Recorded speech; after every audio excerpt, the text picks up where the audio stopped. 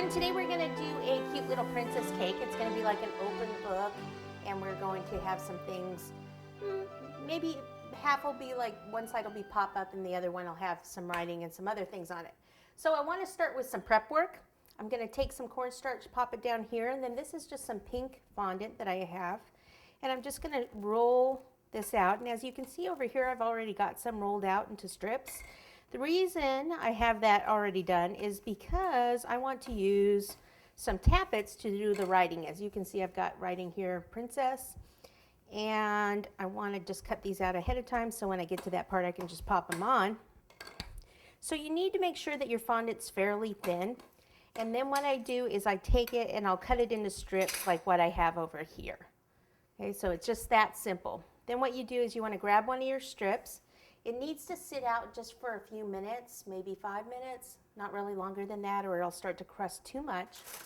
And then these are called tappets, and these are the funky letter tappets.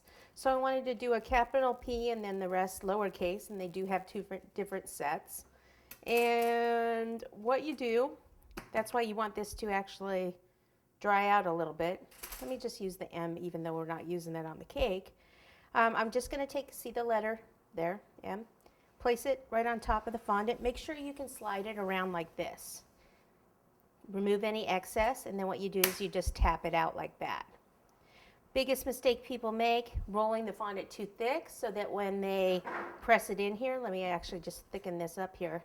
When you press it in there like that, can you zoom in on there and see how the fondant is actually coming up past those plastic spots?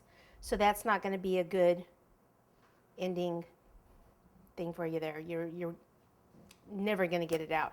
Then another thing is that the fondant could be too sticky because it hasn't dried just a little bit. You want it to dry a bit so that when you tap it, it will come out easily.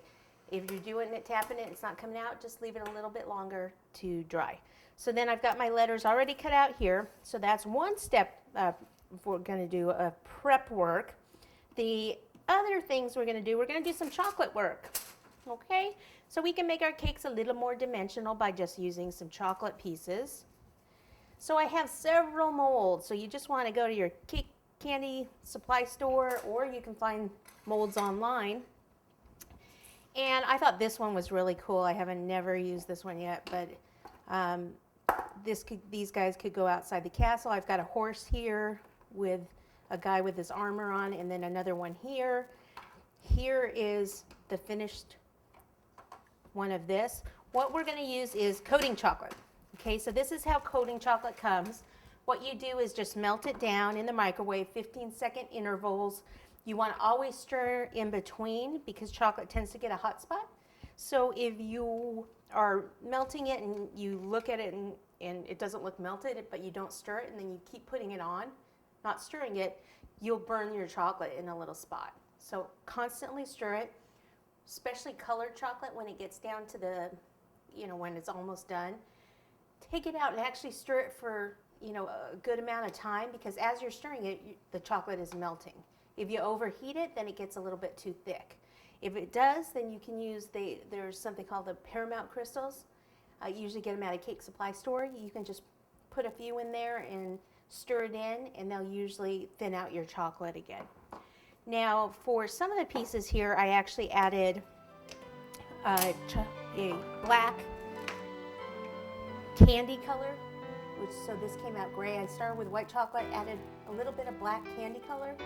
Candy color is, you can either get it in a oil-based squeeze form, or you can get a powdered color. Either of those would work. You don't want to use your regular gel colors because those are water-based and they can seize up your chocolate.